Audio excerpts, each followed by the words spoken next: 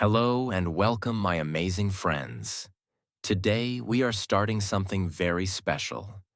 Today we are talking about the Bhagavad Gita.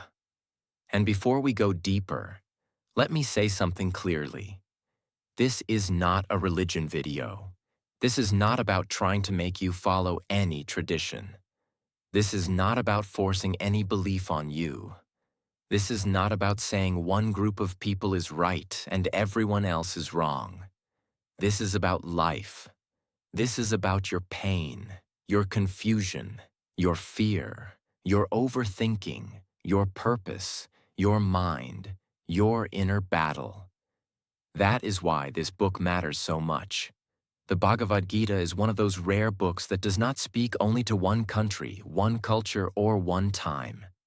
It speaks to the human heart. It speaks to the person who feels lost. It speaks to the person who is tired mentally. It speaks to the person who wants to move forward, but feels something inside is broken, confused, or afraid. And that is why, even if my audience is international, I still wanted to make this video. Because truth is truth. Wisdom is wisdom. Pain is pain.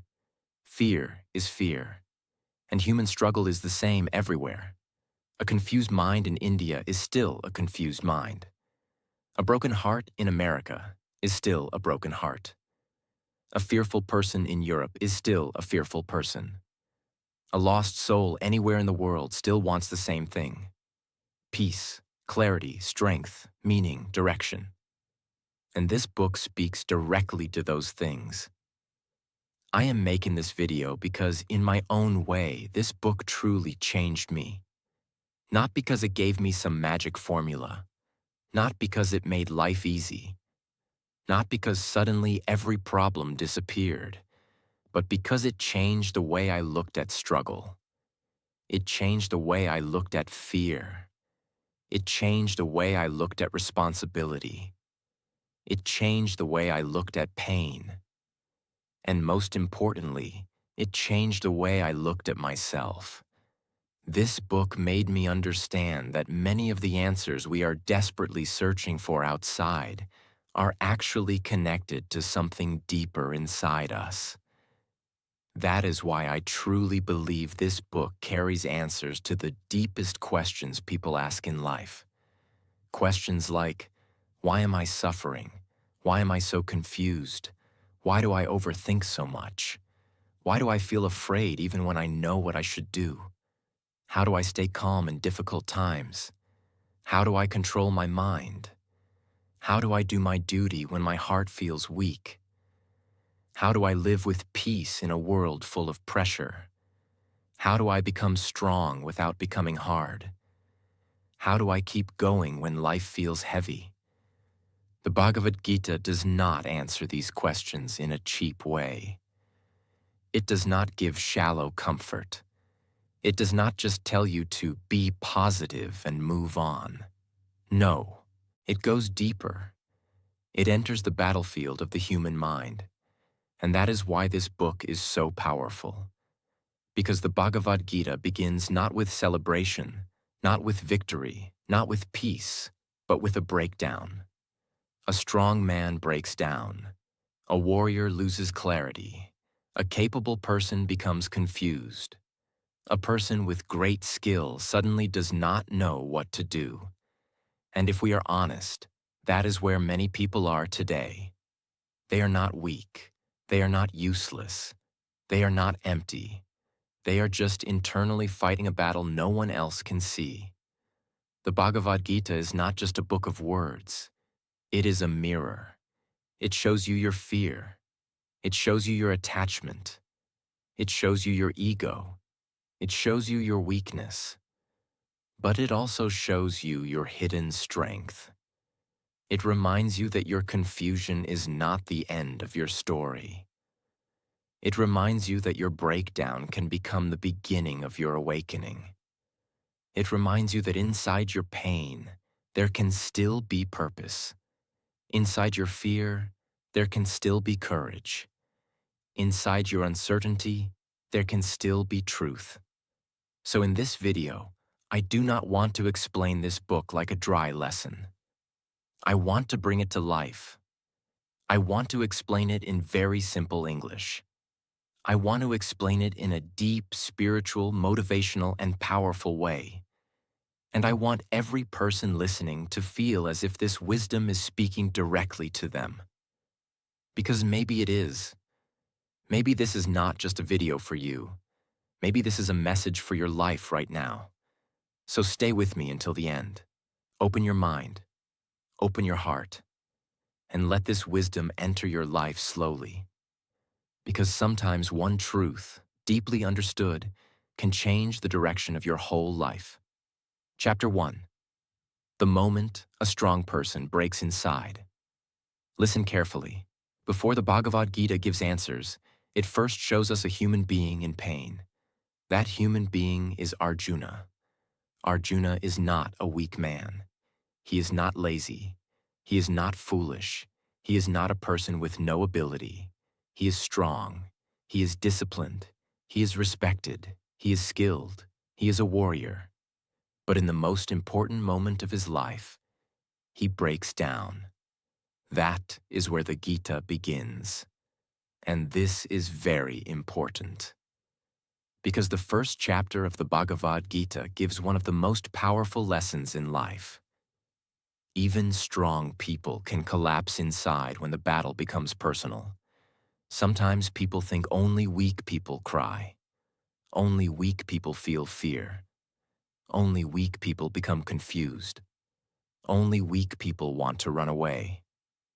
But that is not true. Sometimes the strongest-looking people are carrying the deepest pain.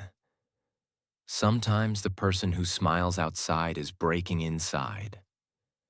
Sometimes the person who looks brave to the world is full of questions in private. Sometimes the person who has talent, experience, and abilities still feels lost when life puts them in a painful situation. That is Arjuna. And that is also many people listening to this video. Outwardly, life may look normal. Maybe you wake up, work, talk, smile, eat, and keep moving. But inside, something feels heavy. Inside, you are fighting thoughts nobody can see. Inside, you are asking questions you cannot answer. Inside, you may be tired of pretending to be okay. It starts with a human being who can no longer hide his inner battle. Arjuna stands on the battlefield and looks around. He sees teachers, he sees family, he sees loved ones, he sees people connected to his life. And suddenly, the battle is no longer just a battle. It becomes emotional. His strength shakes, his confidence falls, his clarity disappears, his body reacts, his mind becomes disturbed, his heart becomes weak. And he says, in his own way, I cannot do this. Now stop here and think deeply. How many people are living this same chapter right now? Not on a battlefield with weapons, but on the battlefield of life. A person knows they need to take action, but fear stops them. A person knows they need to speak the truth, but emotions stop them. A person knows they need to move forward, but attachment stops them. A person knows what is right, but the pain of the situation makes them weak. That is modern life. People are not always losing because they are incapable. Many times they are losing because their emotions have taken control of their clarity. Lesson 1. Confusion can enter even a great mind. Arjuna was not a fool, but confusion still entered his mind. Never become proud and think confusion can never happen to you. No matter how smart you are, confusion can enter. No matter how strong you are, weakness can enter. No matter how experienced you are, doubt can enter. Why? Because human life is not only about intelligence. It is also about emotion, attachment, fear, memory, pain, and inner conflict. Sometimes your mind knows one thing, but your heart feels another. Sometimes your duty is clear, but your emotions are louder. Sometimes your path is in front of you, but your inner weakness makes you step back. That is why chapter 1 is not a chapter of failure. It is a chapter of exposure. It exposes what is happening inside a person when they are no longer able to carry their inner conflict silently. Because spirituality does not begin when you pretend to be above pain. It often begins when you finally become honest about your pain. Real transformation does not begin with pretending. It begins with truth. Arjuna does not pretend to be fearless. He does not act strong just to protect his image. He does not hide his breakdown. He reveals it. Because many people suffer longer than they need to only because they keep pretending. They pretend they are okay. They pretend they are strong. They pretend they are clear. They pretend they know what to do. But inside, they are collapsing. Your healing begins when your honesty begins. The moment you stop pretending is often the moment real wisdom can enter your life. Lesson 2. Your real battle is not outside. It is inside. The battlefield is outside, but the real war is inside Arjuna. Many people think their biggest problem is outside them. They think, my problem is my job. My problem is my family. My problem is money. My problem is pressure. My problem is other people. Very often, your greatest suffering is not the situation itself. It is what is happening inside you while facing that situation. The battlefield was outside Arjuna, but his trembling, confusion, sadness, fear, attachment, and collapse were happening inside him. And this is exactly how life works. Two people can face the same difficulty. One breaks, one grows. Why? Because the outer battle may be the same, but the inner state is different. They do not only talk about changing your outside life. They talk about understanding your inside world. If your inside world is in chaos, even a small problem feels huge. If your inside world is steady, even a huge problem can be faced. This is why inner mastery matters so much. Your thoughts matter. Your perception matters. Your emotional strength matters. Your awareness matters. Because life is not only what happens to you. Life is also how you meet what happens to you. But that is exactly why the teaching begins there. Because wisdom enters where pride ends. Lesson 3. Emotional pain can make you forget your strength. Arjuna had strength. He had skill. He had purpose. He had training. But in one emotional moment, he forgot all of it. This is a very human thing. Sometimes one painful situation can make you forget everything good about yourself. One rejection can make you forget your worth. One failure can make you forget your ability. One painful season can make you forget your purpose. One emotional wound can make you think you are weaker than you really are. This is what happens when pain takes over perspective. Pain narrows your vision. It makes the problem look bigger than your power. It makes fear look wiser than courage. It makes escape look smarter than action.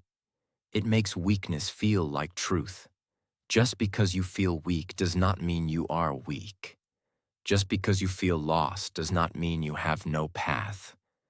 Just because your mind is shaking does not mean your soul has become small. Just because your emotions are loud does not mean truth has disappeared. Many people need to hear this, because there are moments in life when your feelings lie to you. Your feelings may say, "You cannot do this. You are not ready. You are not strong enough. You should run. You should give up." But feelings are not always truth. Sometimes they are only storms passing through the mind. And if you make permanent decisions in temporary emotional storms, you can damage your own destiny. It warns us about what happens when emotional pain becomes stronger than inner clarity. Lesson 4. Breakdown is not always destruction.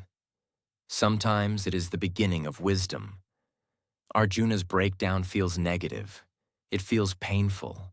It feels like weakness. But without that breakdown, the conversation of the Gita would not begin. If Arjuna had stayed proud, silent, and false, he would not have received the wisdom that changed everything. His collapse became the doorway to guidance. Sometimes the moment that embarrasses you becomes the moment that awakens you. Sometimes the moment you feel most broken becomes the moment you finally become open. Sometimes the moment you say, "I do not know what to do," becomes the first moment you are truly ready to learn. To understand that pain is not always punishment. Sometimes pain is preparation. Sometimes confusion is not there to destroy you. Sometimes it is there to bring you to a deeper truth. Sometimes life lets your old confidence break because it wants to build real wisdom in its place. That is why you should never hate every hard season of your life. Some seasons break your illusion so truth can enter. Some seasons break your pride so humility can enter. Some seasons break your false identity so your deeper self can awaken. So when you read chapter 1, do not only see weakness, see the sacred beginning of transformation. See the moment a human being becomes ready for higher guidance. See the moment where ego is shaken and truth gets a chance to speak. Lesson 5. It is not wrong to feel lost, but it is dangerous to stay lost. It shows compassion toward the struggling human mind. And that is important for your audience too, because many people already feel ashamed of their pain. They feel ashamed that they are overthinking, ashamed that they are afraid, ashamed that they are emotionally tired, ashamed that they cannot always stay strong, ashamed that they feel confused in important moments. But the Gita does not begin by insulting human struggle. It begins by showing it. That alone is healing. It tells you, you are not strange for struggling. You are not broken for feeling confused. You are not weak for feeling emotional. But at the same time, the Gita also shows something important. You cannot build your life by sitting forever in confusion. You cannot remain permanently in collapse. You cannot worship your sadness. You cannot make your fear your identity. You cannot turn your emotional state into your permanent home. You may enter confusion, but you must not build your house there. You may feel weak, but you must not decide that weakness is who you are. You may cry, you may shake, you may question, you may pause. But then you must listen, rise, understand, and move. This is where motivation enters. True motivation is not fake excitement. It is deeper than that.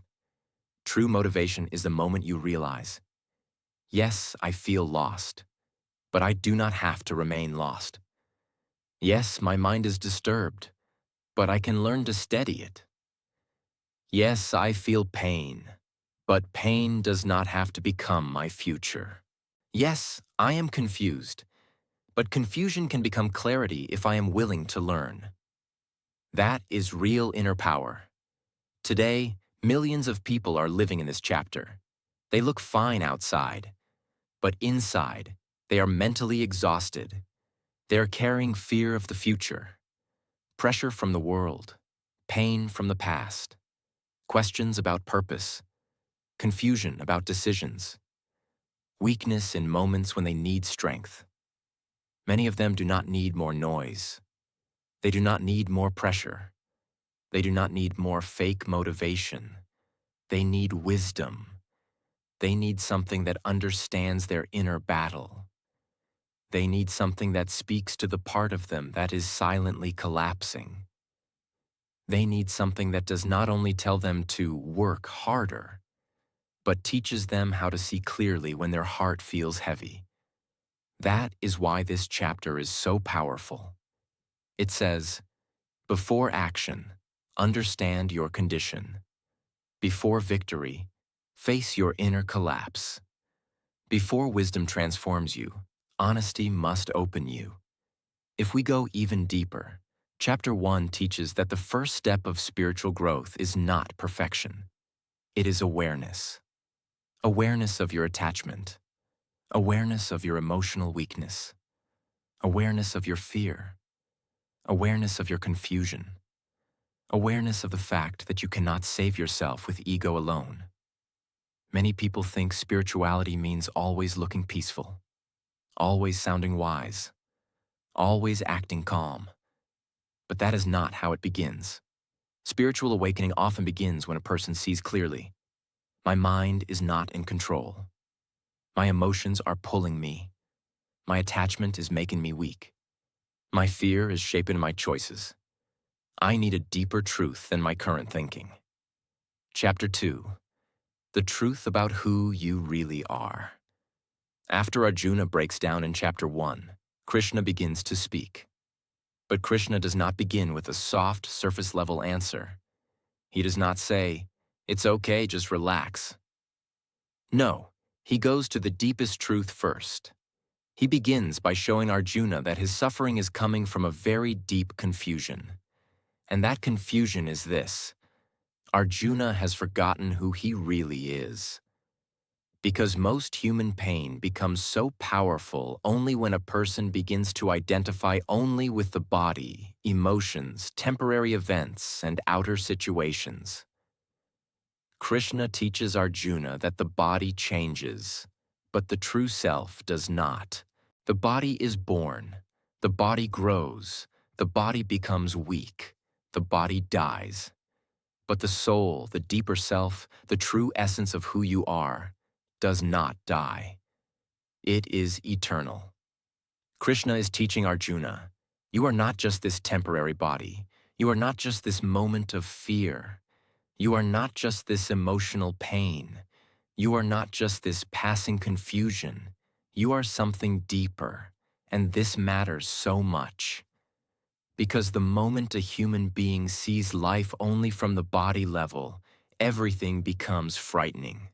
Loss becomes unbearable. Change becomes terrifying. Pain becomes everything. Death becomes the greatest fear. Failure feels like the end. Aging feels like loss. Temporary pain feels permanent. But when a person starts understanding that the outer form changes while the deeper self remains, a new type of strength enters life. This is not the strength of muscles. This is not the strength of money. This is not the strength of status. This is inner strength. The kind of strength that helps a person stay standing even when life changes. Krishna is not speaking to Arjuna only as a warrior. He is speaking to him as a soul that has forgotten its own nature. And that is exactly what happens to many people today. They think they are only what the world sees. They think, I am my job. I am my money. I am my success. I am my failure. I am my appearance. I am my reputation. I am what people say about me. I am what happened to me. And because of that, they suffer deeply. Because all of these things can change. And when you build your whole identity on things that change, your peace will also keep changing. It begins rebuilding human identity from the ground up. Krishna is telling Arjuna, do not see yourself as small. Do not see yourself as only this body in fear. Do not see yourself only through pain. See deeper. You are not here just to react to life. You are here to understand life and live with wisdom. Lesson 1. Stay steady in pleasure and pain. Krishna then teaches Arjuna something that every human being needs to hear. He explains that heat and cold, pleasure and pain, gain and loss, success and failure come and go. They are temporary. This is a huge lesson, because most people destroy their own peace by treating temporary things as permanent truths. A difficult season comes and they think life is over. A painful emotion comes and they think they will feel like this forever. A failure comes and they think they are a failure forever. A moment of rejection comes and they think they are unworthy. But Krishna says no. These things come and go. They are part of life's movement. And your growth depends on learning how to endure them without losing yourself. This is not coldness. This is not emotional suppression. This is emotional maturity. It means you stop being controlled by every changing experience. If something good happens, you stay balanced. If something painful happens, you stay balanced. If praise comes, you stay balanced. If criticism comes, you stay balanced. Why? Because your center is no longer outside you. Most people live like leaves in the wind. One compliment makes them feel strong. One insult makes them feel broken. One success makes them proud. One failure makes them hopeless. They are always moving up and down because their peace depends on what happens around them. But Krishna teaches a different way to live. He teaches steadiness. He teaches that the person who learns to remain balanced in changing situations becomes truly fit for wisdom and inner freedom. Real power is in not being destroyed by every situation. Lesson 3. Focus on action, not on the fruits of action. Krishna tells Arjuna that he has a right to action, but not to the fruits of action. This means do your duty, do your work, do your best, act with sincerity, but do not become mentally trapped by the result. This teaching is so powerful because most people are not destroyed by action. They are destroyed by anxiety about results. They do not study peacefully because they are terrified of marks. They do not work peacefully because they are obsessed with success. They do not create peacefully because they are afraid of judgment. They do not speak because they fear rejection. They do not start because they fear failure. So even before doing the work, they are already mentally exhausted. Krishna cuts through this problem directly. He tells Arjuna, your job is not to control everything. Your job is to act rightly. Results are not always in your hands. Effort is in your hands. Intention is in your hands. Discipline is in your hands. Courage is in your hands. But the final result is shaped by many things beyond your control. This one lesson alone can free a person from huge mental suffering, because it teaches you how to work with peace. Not lazily, not carelessly, but peacefully. Imagine how life changes when you stop saying, what if I fail? What if this does not work? What if people do not like it? And instead say, my duty is to give my best. My responsibility is action. I will not waste my energy trying to control what is beyond me. That is freedom. Lesson 4.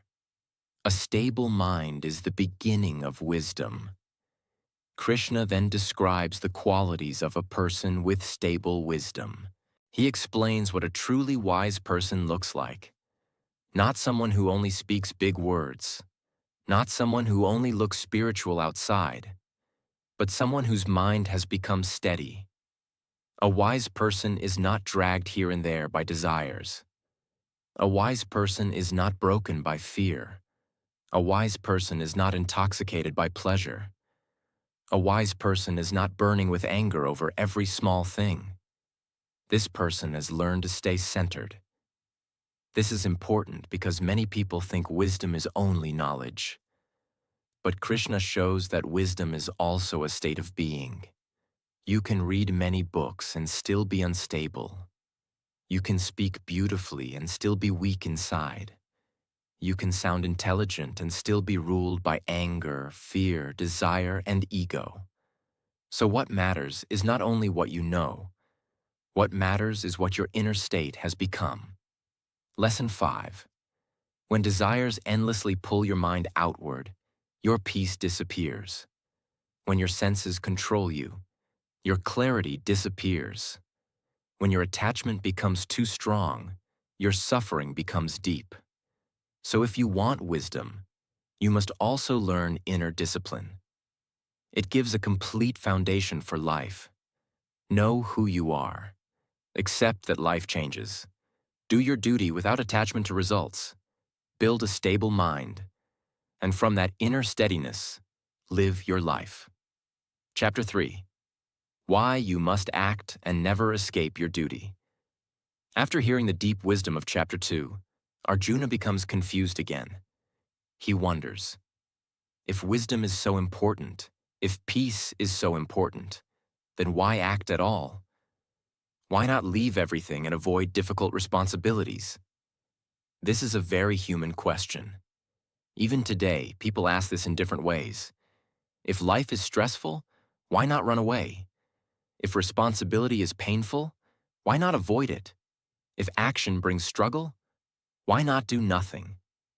Krishna explains that no human being can truly live without action.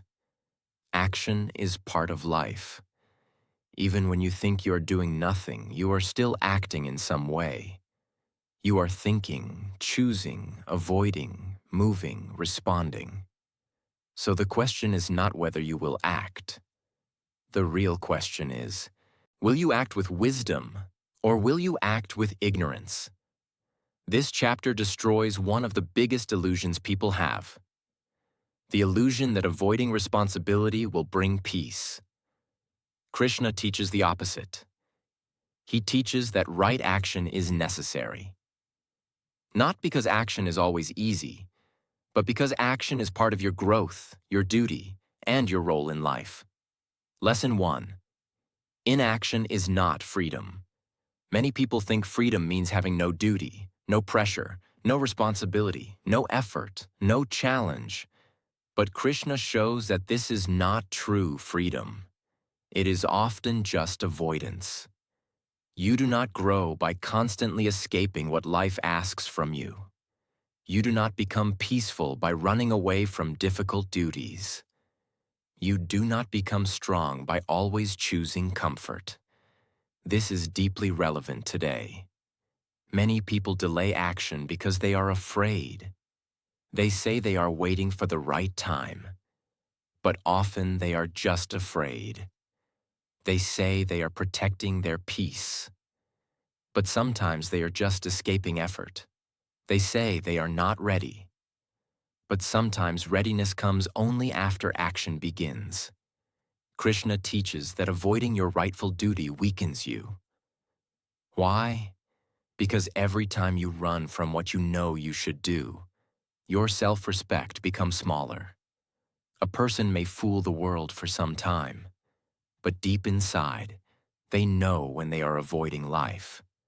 And that avoidance creates inner heaviness.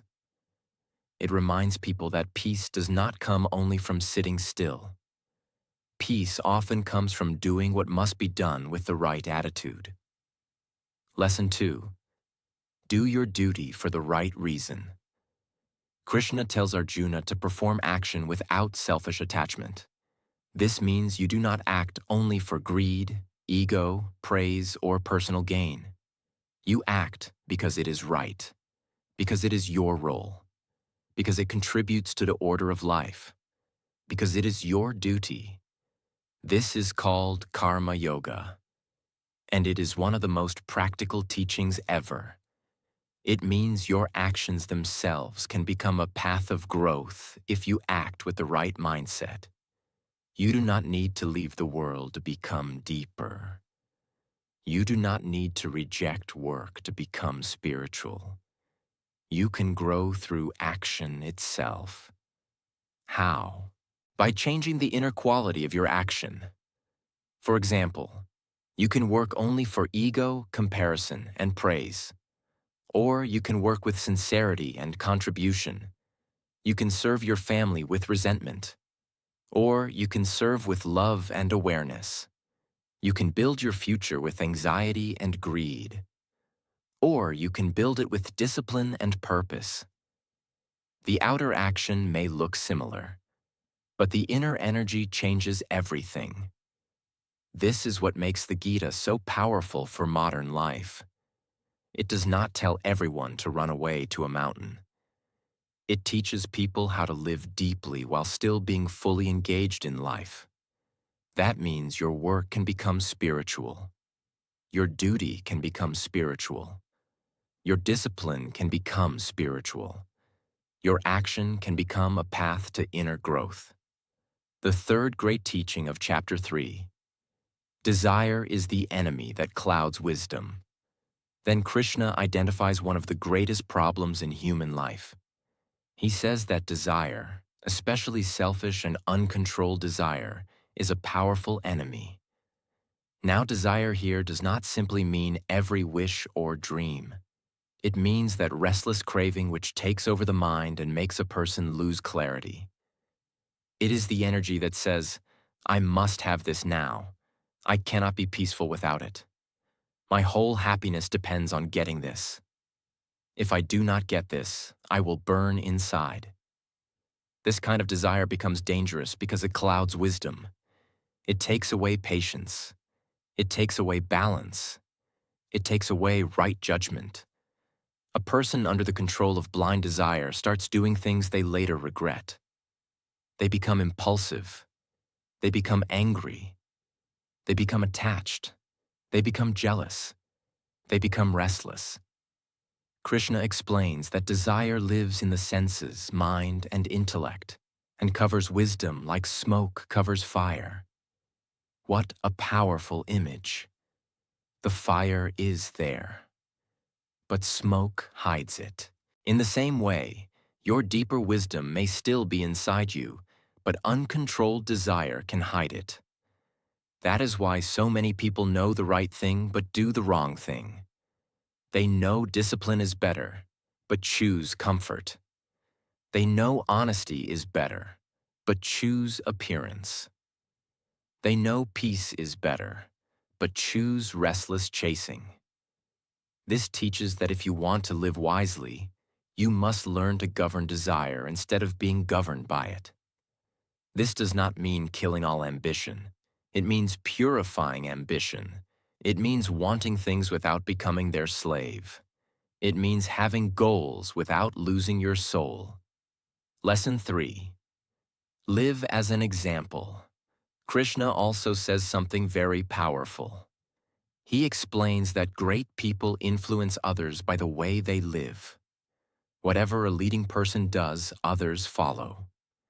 This means your life is not only about you. Your choices affect others. Your discipline affects others. Your laziness affects others. Your courage affects others. Your integrity affects others. This is deeply motivational because it makes life bigger than personal comfort. It reminds you that when you live with sincerity, you are not only building yourself, you are also giving permission to others to rise. Parents shape children. Teachers shape students. Creators shape audiences. Leaders shape cultures. Friends shape one another. This chapter teaches that right action matters not only for your own peace, but also because your life becomes a message to the world around you. This makes duty sacred. It is not just pressure. It is responsibility with meaning. Chapter 4. The Power of True Knowledge. If Chapter 3 teaches the importance of right action, Chapter 4 teaches the importance of right understanding. Because action without wisdom can become blind activity, and wisdom without action can become useless theory. So Krishna now explains the power of knowledge.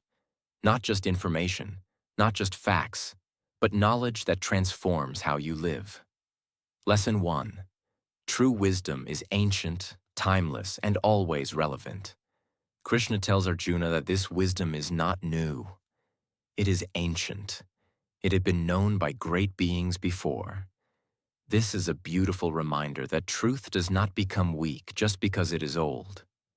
Today, people often think newer means better, but some truths are timeless. Human nature has changed less than people think. People still fear. People still desire. People still become confused. People still search for peace. People still struggle with ego. People still long for meaning. So ancient wisdom remains powerful because it addresses permanent human problems. Lesson 2. When confusion rises, wisdom must return.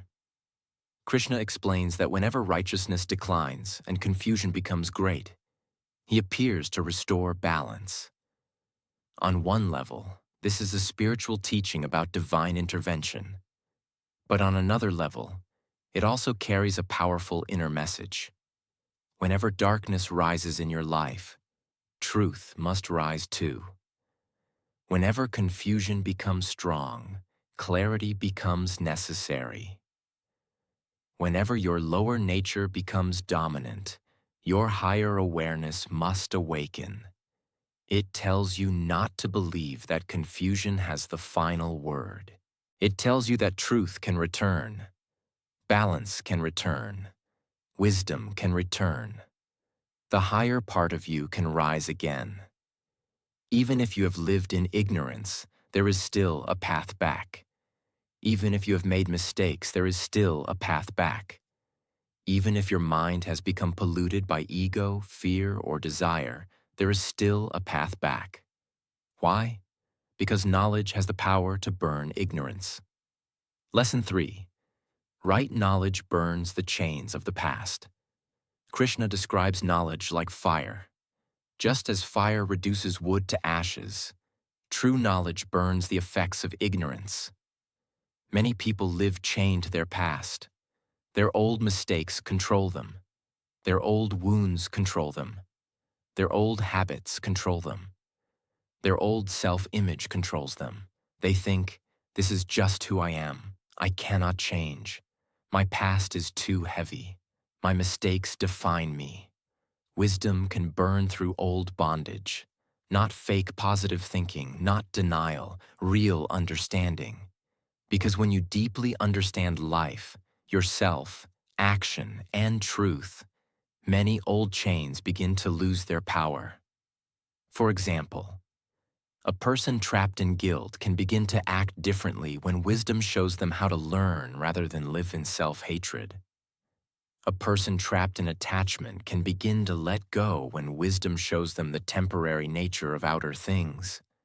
A person trapped in fear can begin to move when wisdom shows them that right action matters more than endless mental paralysis. This chapter is life-changing because it says no human being is beyond transformation. If they are willing to learn deeply, humility and wisdom can change their whole direction. Lesson 4. Seek wisdom with humility. Krishna tells Arjuna to approach the wise with humility, sincerity, and willingness to learn, because one of the biggest obstacles to growth is ego. A person may be suffering, but still refuse to learn. A person may be confused, but still act as if they know everything. A person may be lost, but still resist guidance because pride is stronger than truth. Chapter 4 teaches the opposite. It teaches humility. Ask, learn, reflect, be open. And this applies not only to spiritual teachers, but to life itself. If life keeps teaching you the same lesson, maybe stop resisting it. If your patterns keep creating pain, maybe become curious about them. If wiser voices are trying to show you something deeper, maybe listen. Humility is not weakness. Humility is what allows truth to enter. This is deeply inspirational because it means growth is always available to the sincere person. Not the person pretending to know everything, but the person willing to learn. Lesson 5. Knowledge and action must come together. By the end of this chapter, Krishna is not telling Arjuna to become only a thinker. He's not saying, just sit and collect ideas. He's showing him how knowledge should purify action. When you understand deeply, you act differently. You act with less ego. You act with less fear. You act with less selfishness. You act with more purpose. You act with more calmness. This is very important. Because real knowledge is not just something you remember. It is something that changes your life. If a person says they know truth but still lives carelessly, blindly, selfishly, and without awareness, then that knowledge has not yet entered deeply enough. So Chapter 4 gives a complete message. Learn deeply. Burn ignorance. Be humble. Seek truth. And then live from that truth. Chapter 5. When you feel pressure. Even while doing everything right. Arjuna looks at Krishna and says, I am doing everything I should do, but still my mind feels heavy. I don't feel peace. Krishna answers calmly, you are not tired because of your work. You are tired because you are carrying everything inside your mind. You are working, but at the same time you are thinking about results. You are imagining the future. You are trying to control what has not even happened yet. And that is why your mind feels pressure. Think about your own life for a moment. You are doing your work, but your mind is somewhere else. It is thinking, what if this fails? What if things go wrong? What if I don't get what I want? Because of this, even simple work starts feeling heavy. The problem is not the action. The problem is the attachment behind the action. When your peace depends on the result, your mind becomes restless. When your happiness depends on an outcome, you lose your stability. Now understand this deeply. You don't need to stop working. You don't need to stop caring. You don't need to give up your goals. You just need to stop carrying everything inside. Do your work with full effort. Stay committed. Stay disciplined. But inside, remain free. Work like everything depends on you, but stay peaceful, like nothing depends on you. The moment you stop holding everything so tightly, your pressure starts disappearing. Chapter 6. When you realize your mind is controlling you. There comes a moment when you notice something very uncomfortable. Your mind is not listening to you. You try to focus, but it runs away. You try to stay calm, but it creates fear. You try to move forward, but it pulls you back with doubt. This is where most people lose control of their life. Not because life is too difficult, but because their mind is not trained. Your mind keeps moving between past and future. It reminds you of mistakes. It shows you worst-case scenarios. It creates imaginary problems. And without realizing it, you start believing everything it says. Now pause and ask yourself honestly, are you controlling your mind? Or is your mind controlling you? Because if your mind is your master, your life will always feel unstable. But this can change, not in one day, not instantly, but slowly, with practice. Every time your mind runs, bring it back.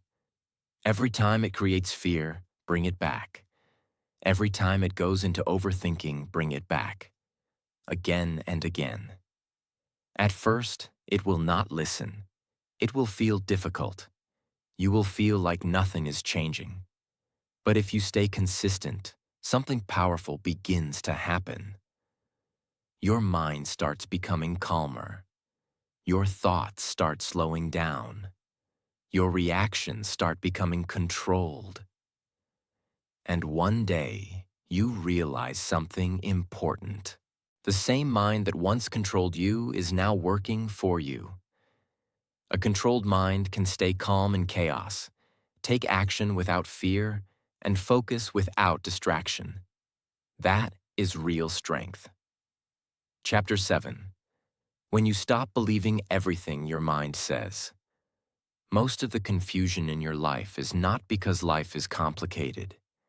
It is because your thinking is not clear. You see something and immediately create a story around it. You feel something and immediately believe it is true. You think something and assume it must be right. But your mind is not always showing you reality. Sometimes it is showing you fear. Sometimes it is showing you desire. Sometimes it is showing you insecurity. And you accept it without questioning. You think something will make you happy, but when you get it, the feeling fades. You fear something will destroy you, but when it happens, you handle it. So what is happening? You are living on the surface. You are reacting without understanding. Now start changing this. Instead of believing every thought, start questioning it. Ask yourself, is this really true? Is this really important? Or is my mind exaggerating it? Slowly, you will begin to see clearly. You will stop chasing things that don't matter. You will stop fearing things that are not real. You will stop reacting to everything. And when your vision becomes clear, your life becomes simple. Clarity removes confusion. Awareness removes unnecessary suffering. Chapter 8. When you understand that your thoughts are creating your future. Look at your daily thinking pattern, not once, but again and again. What do you think about most? Because that is shaping your life. If your mind is always focused on fear, your life starts feeling heavy. If your mind is focused on growth, your life starts moving forward. Your thoughts are not small. They are powerful. What you repeat becomes your habit. What becomes your habit becomes your personality. What becomes your personality becomes your life. This is happening every day, whether you notice it or not. Most people let their mind go anywhere. They keep thinking negative thoughts, worrying about things, overanalyzing situations. And then they wonder why their life feels stuck. But the truth is simple. Your life is moving in the direction of your repeated thoughts. So start becoming aware. Bring your focus back to what matters. Again and again. It will not be perfect in the beginning, but slowly your thinking will change. And when your thinking changes, your life begins to change. Chapter 9. When you stop fighting life. One of the biggest reasons you feel tired is because you are constantly resisting life. You want things to go your way. You want everything to be perfect. You want situations to match your expectations. And when they don't, you feel frustrated. You think, this should not happen. This is not right. This is unfair. But that resistance creates suffering. The more you fight reality, the more pressure you feel inside. Now understand this clearly. You cannot control everything in life, but you can control how you respond to it. You can keep fighting everything, or you can learn to accept and act. Acceptance does not mean giving up. It means you stop wasting energy on things you cannot change. You still take action. You still give your best. You still move forward. But inside, you are not constantly fighting what is happening. And this creates peace, because now your mind is not stuck in resistance. You trust yourself. You trust that you can handle whatever comes.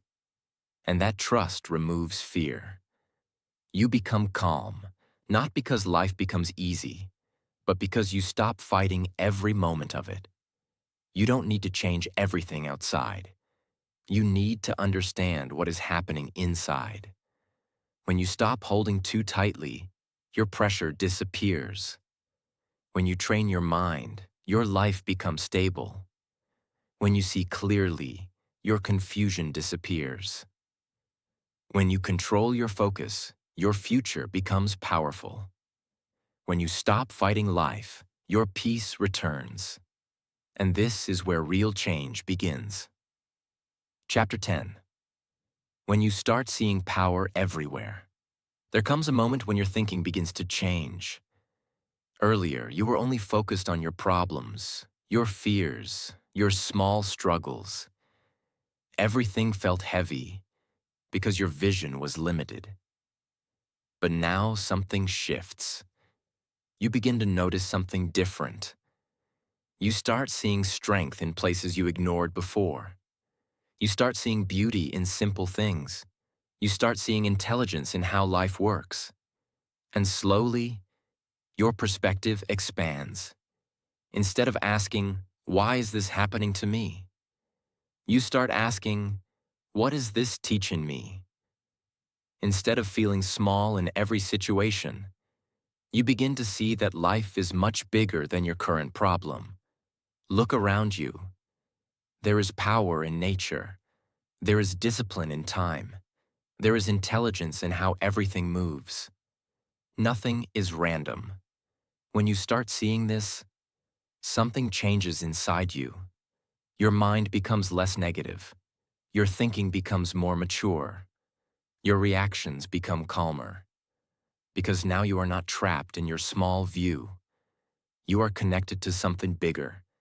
And when your vision becomes bigger, your problems become smaller.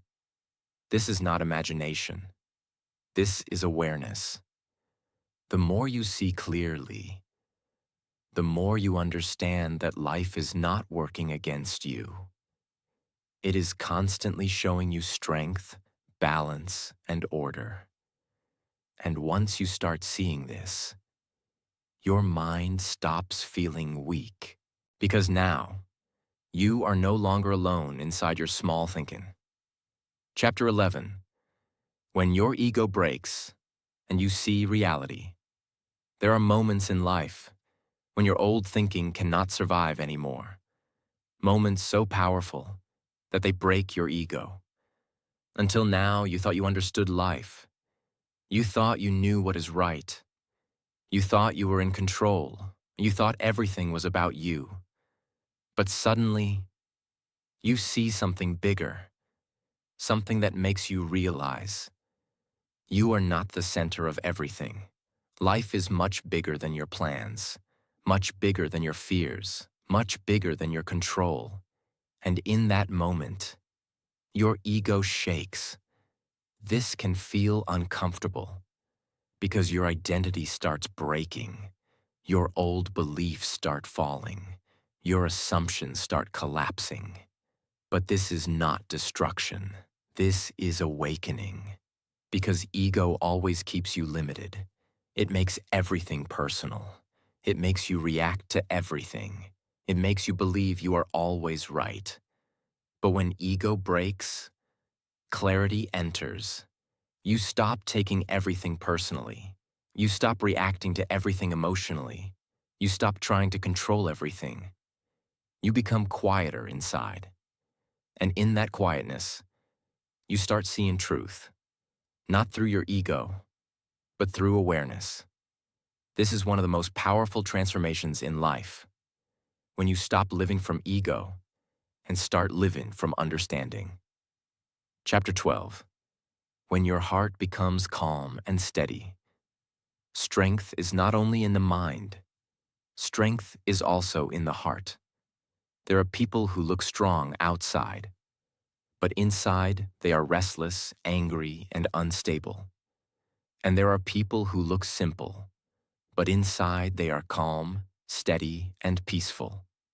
Now understand this. A peaceful heart is not created by controlling everything outside. It is created by how you live inside. When you stop being full of ego, your heart becomes lighter. When you stop comparing yourself, your heart becomes peaceful. When you stop needing validation, your heart becomes stable. When you stop reacting to every small thing, your emotions become balanced. This is real inner strength, not loud, not aggressive, not trying to prove anything, just steady. You start becoming someone who does not get disturbed easily, does not react instantly, does not lose control quickly, and because of that, people trust you. Life feels calmer. Your decisions become clearer. A steady heart makes a powerful life. Because when your emotions are stable, your actions become strong. Chapter 13. When you start understanding yourself deeply. Most people know everything about others, but they don't know themselves.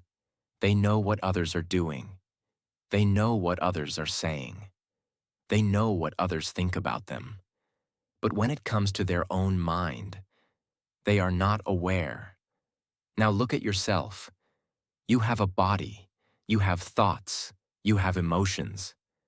But are you only these things? Or is there something deeper watching all of this? There is a part of you that observes your thoughts, that notices your emotions, that sees your reactions. That part is deeper than your mind. When you become aware of this, something powerful happens. You stop reacting instantly. You start observing first. You see your anger before acting on it. You see your fear before believing it. You see your thoughts before following them. And this changes everything. Because now, you are not controlled by everything inside you. You are aware of it. And awareness creates freedom. The more you understand yourself, the less you are controlled by your habits. The more you observe, the more you rise above automatic reactions.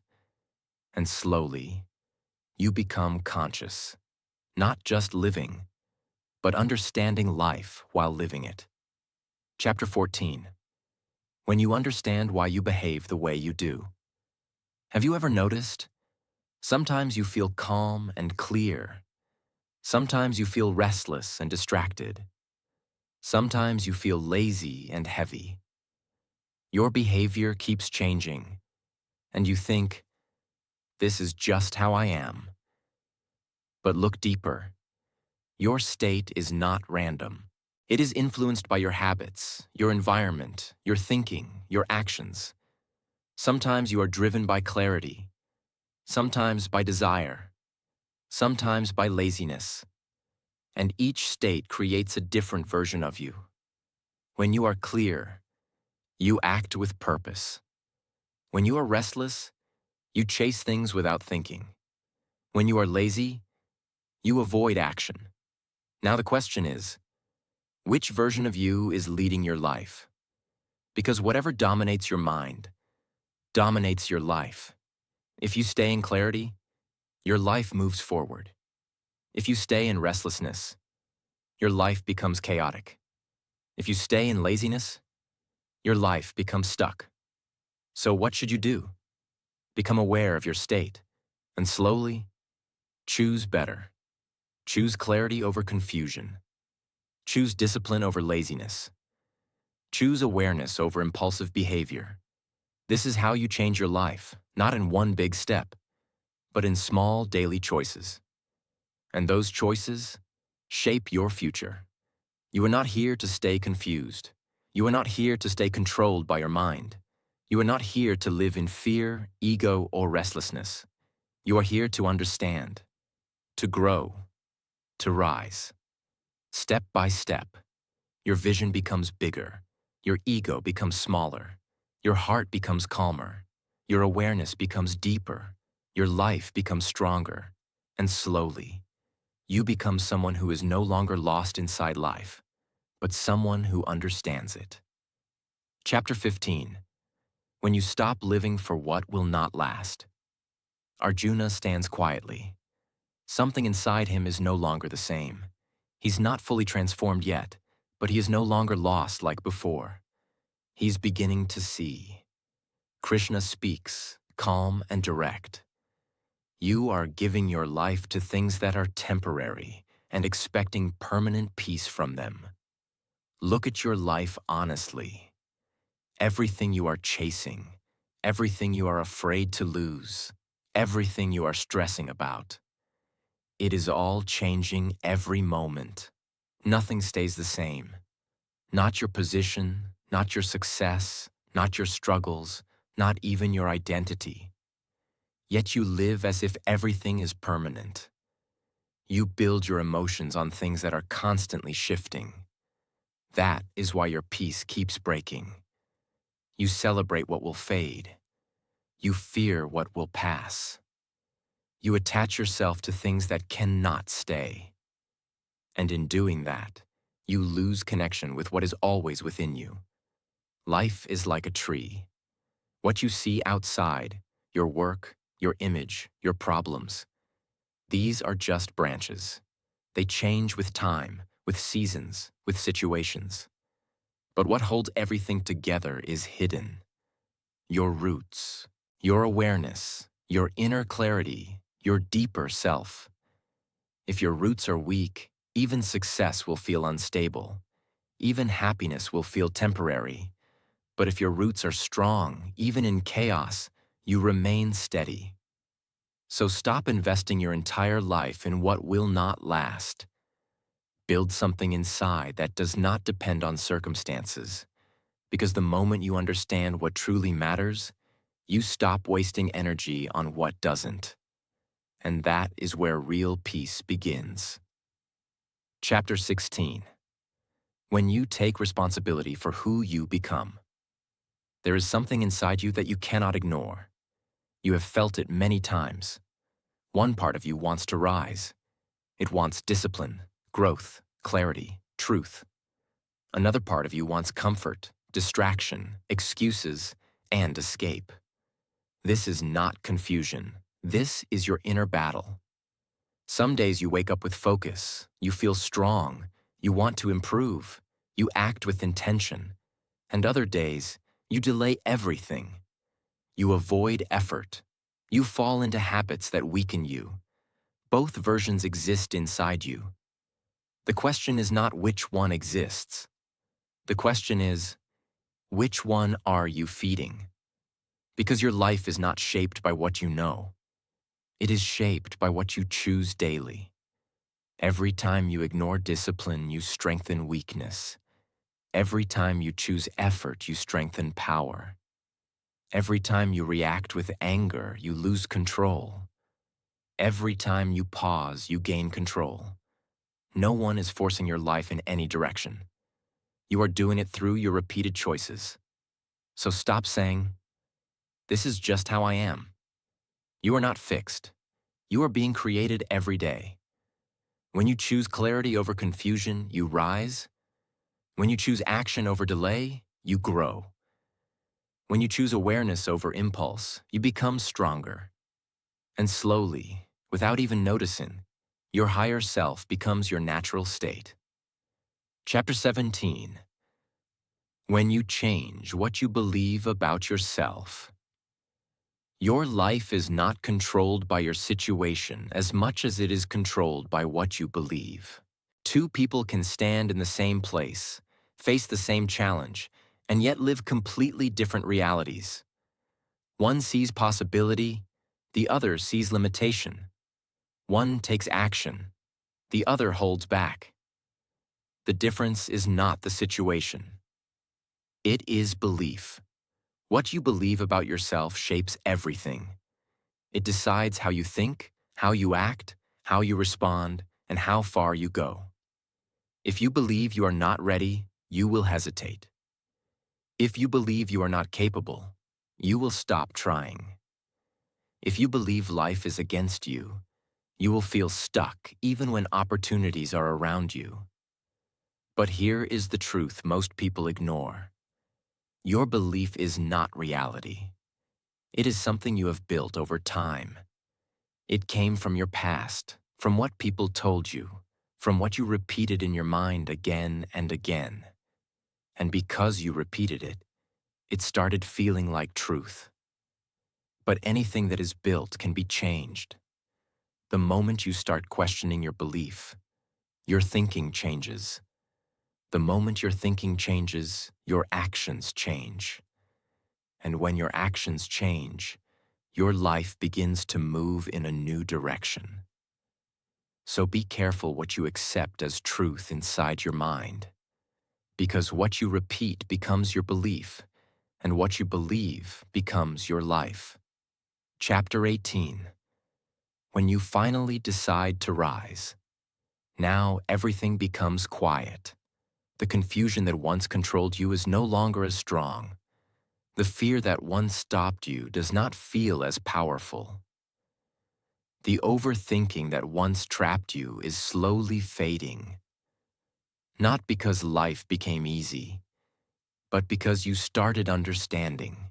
Arjuna stands there, but he is no longer the same person. Earlier, he was full of doubt, fear, and emotional collapse.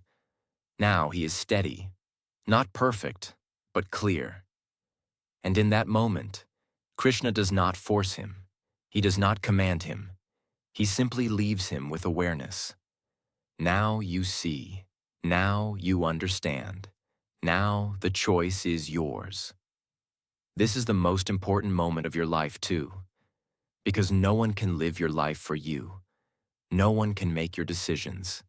No one can force your growth. You can listen. You can understand. But in the end, you must choose. You can go back to your old patterns, overthinking, delaying, doubting yourself. Or you can move forward with clarity. You can keep waiting for the perfect moment. Or you can take action now.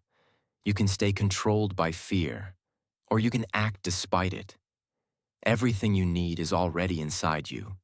The clarity, the strength, the awareness. It is all there. It was never missing. It was just covered. Now the question is not what should I do? The question is, will I act on what I already understand? Because real transformation does not happen when you learn something new. It happens when you finally decide to live differently. This was never about a battle outside. It was always about what is happening inside you. And once you see that clearly, you cannot go back to living unconsciously. Because now you know. Now you understand. Now you have a choice. And the moment you choose to rise, your life begins to change forever. Listen carefully. If you stayed till this moment, this is not just a video for you. This is a turning point. Right now you have two choices. You can close this video and go back to the same thinking, same fear, same confusion. Or you can take one step forward. Not a big step. Not a perfect step. Just one honest step. Because your life does not change when you learn something new. Your life changes when you decide to act differently. You don't need to be perfect. You just need to be aware. Aware of your thoughts, your actions, and your patterns. And slowly, you start changing. You start controlling your mind instead of your mind controlling you. You start taking action instead of waiting for the perfect moment. You start trusting yourself instead of doubting everything. And one day you look back and realize you are not the same person anymore. Not louder, not aggressive, but calmer, stronger, clearer. That is real transformation. You may not be standing on a battlefield like Arjuna, but inside you, the same battle is happening every day. And now, you are no longer lost in that battle. Now you understand. Now you see clearly. Now you are ready. So don't wait. Don't overthink. Don't go back to your old patterns. Take control. Start small. Stay consistent. Because everything you are searching for, clarity, peace, strength, confidence, is already within you. You just needed to remember it. What you learned. You learned that your mind can either control you or become your greatest strength. You learned that attachment creates pressure, and letting go creates peace. You learned that your thoughts are shaping your future every single day. You learned that your choices, not your situation, are building your life. You learned that real change begins inside, not outside. And most importantly, you learn that you are not weak, you are just unaware. And now, you are waking up. Thank you for watching.